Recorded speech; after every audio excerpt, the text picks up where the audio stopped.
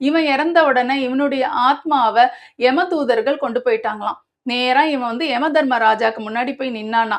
யமதர்மராஜா யமதூதர்கள் கிட்ட ஒரு கட்டளை இட்டாருங்களாம். என்னன்னா, இவனை கூட்டிட்டு போய் சட்டியில கொதிக்கிற எண்ணெயில போட்டு வறுத்துருங்க அப்படின்னு சொல்லிட்டு. உடனே இவன் கதற ஆரம்பிச்சானா, ஐயோ யமனே, நான் என்ன தப்பு பண்ணேன்? என்ன போய் பண்றீங்களே? தினம் நான் என்னெல்லாம் பண்ணியிருக்கிறேன் தெரியுமா? அந்த சிவனுக்கு அபிஷேகம் பண்ணியிருக்கிறேன், அந்த இடத்த பெருக்கி கூட்டி இருக்கிறேன், என்னால முடிஞ்ச பணத்தை ஈட்டி இருக்கிறேன் கோயில்ல கட்டுறதுக்கு.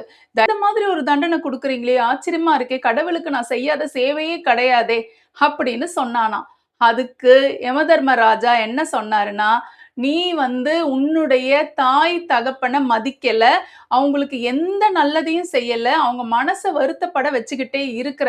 இந்த மாதிரி ஒரு குணம் படைத்த ஒரு ஆள் ஈஸ்வரனுக்கே என்னதான் செஞ்சாலும் அது கடவுளுடைய காலடியில போய் சேராது. கடவுள் எல்லாருடைய வாழ்க்கையிலயும் வந்து இருக்க முடியாது இல்லையா? அதுக்கு பதில் தான் தாய் தகப்பன்னு கொடுத்திருக்கிறாங்க.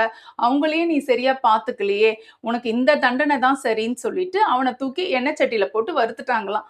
திருக்குறள் கதையில இருந்து நம்ம ஒரு விஷயத்த தெரிஞ்சுக்கலாங்க. நம்ம வாழ்க்கையில சந்தோஷமாவும், ரொம்ப வசதியாவும் இருக்கிறதுக்கு கடவுளுக்கு போய் பணத்த போட்டுடலாம், கடவுளுக்கு அபிஷேகம் பண்ணிடலாம், அந்த கோயில சுத்தம் பண்ணி, பெருக்கி எல்லா உதவியும் செய்யலாம் அப்படின்னு நெனச்சா, அது ஒரு தப்பான விஷயம். நம்மளுடைய அப்பா, அம்மா கிட்ட நமக்கு என்ன பிரச்சனைகள், என்ன மனஸ்தாபம் இருந்தாலும், அவங்க ஒரு கஷ்டம்னு இருக்கிற நேரத்துல நம்ம உடனே போய் அவங்களுக்கு எல்லா சேவையும் செய்யணும். அவங்களுக்கு உதவிகரமா இருக்கணும். இந்த திருக்குறள் கதை இததான் உணர்த்துது. இந்த மாதிரி வயசான காலத்துல நம்மளுடைய அப்பா அம்மாக்கு நம்ம எல்லா சேவையும் செஞ்சோம்னா அந்த ஈஸ்வரனுக்கே செஞ்ச மாதிரிங்க.